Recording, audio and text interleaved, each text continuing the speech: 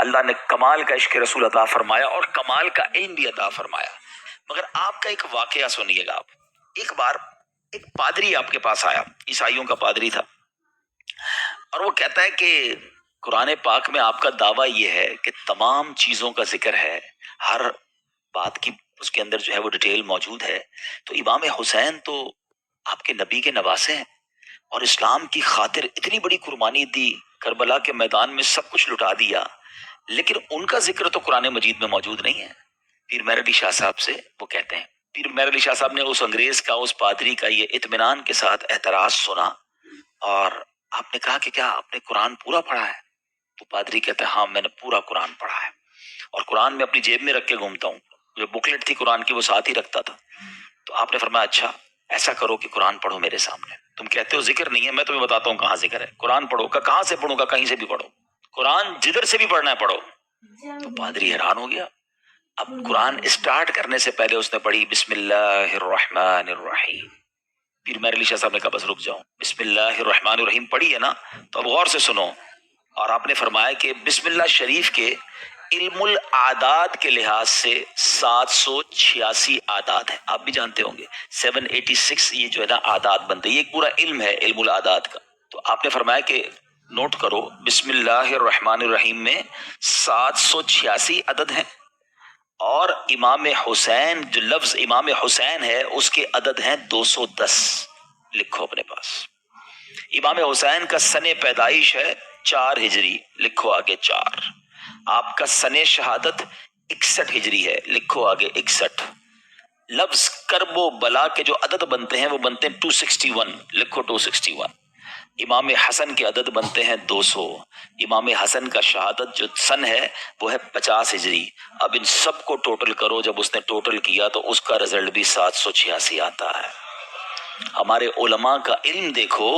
اب اس پادری کے سامنے آپ فرماتے ہیں ابھی تو ایک ہی آیت پڑھی ہے، اس میں امام حسین کا نام بھی موجود ہے، ان کی پیدائش کا سن کا ذکر بھی موجود ہے، امام حسین کی سال شہادت کا ذکر بھی موجود ہے، امام حسین کے بھائی جان امام حسن کا نام بھی موجود ہے. اس آیت سے پتہ چل گیا کہ یہ دونوں بھائی بھی ہیں. آگے چلو گے تو قرآن میں اور بھی اس طرح کے واقعات مل جائیں گے. اللہ اکبر. جب پادری نے بسم اللہ الرحمن الرحیم کی تفسیر کا یہ انداز پیر مہر علی شاہ صاحب سے سنا تو اس کا دل نور ایمان سے جگمگایا، وہ کلمہ پڑھ کر مسلمان ہو گیا. یہاں پر علم قرآن اور علماء کرام کو اللہ پاک نے کیسا مقام دیا ہوا تھا یہ بھی ہمیں سیکھنے کو ملتا ہے.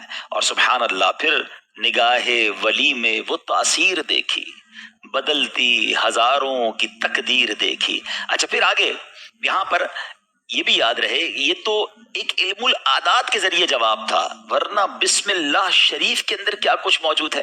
مولا علی شیر خدا کرم اللہ تعالی وجہ الکریم، آپ پتہ ہے کیا ہے؟ آپ باب صلی اللہ کہلاتے ہیں. ہم نے منقبت میں سنا نا، وہی جن کو باب صلی اللہ کہیں. باب صلی اللہ کا مطلب کیا ہے؟ آقا فرماتے ہیں، حدیث پاک کا مضمون ہے، میں علم کا شہر ہوں اور علی اس کا دروازہ ہے، یعنی باب ہے اس شہر کے. تو آپ فرماتے ہیں کہ اگر میں چاہوں تو بسم اللہ کی تفسیر سے 70 اونٹ بھر دوں. یعنی اس کا مطلب یہ ہوا کہ اتنے کاغذوں پر اتنی بکس بن جائیں گی تفسیر کی صرف بسم اللہ شریف کی کہ 70 اونٹوں پر اس کو رکھا جائے گا تب جا کر کمپلیٹ ہوگی. تو یہ ہے قرآن اور یہ ہے علم القرآن جو ہمارے اسلاف کو معلوم تھا. مگر آج ہم قرآن سے بہت دور ہیں، ہم قرآن پڑھتے نہیں ہیں. اچھا یہ تو ایک فی البدی جواب تھا پیر مہر علی شاہ صاحب کا کہ جناب علم العادات سے یہ ذکر کیا، مگر قرآن مجید فرقان حمید میں اہل بیت اطہار کا صراحت کے ساتھ اور سبحان اللہ گویا ان کی شان اور ان کی منقبت قرآن بیان کرتا ہے. کتنی خوبصورت ایک آیت ہے قرآن پاک کی، پارہ 22 ہے، سورہ احزاب، آیت نمبر ہے 33. اللہ قرآن میں ارشاد فرماتا ہے انما یرید اللہ لیذھب عنکم الرجس اہل البیت ویطہرکم تطہیرا. ترجمہ، اے نبی کے گھر والوں، اللہ تو یہی چاہتا ہے کہ تم سے ہر ناپاکی دور فرما دے اور تمہیں پاک کر کے خوب صاف ستھرا کر دے۔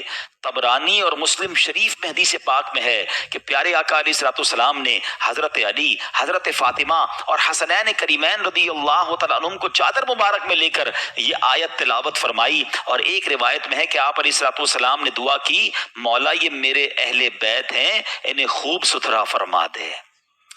سبحان اللہ۔ اسی آیت کے بارے میں مولانا حسن رضا خان صاحب لکھتے ہیں نا، ان کی پاکی کا خدائے پاک کرتا ہے بیان، ان کی پاکی کا خدائے پاک کرتا ہے بیان، آیا تطہیر سے ظاہر ہے شان اہل بیت، یعنی ان کی شان قرآن بیان کر رہا ہے۔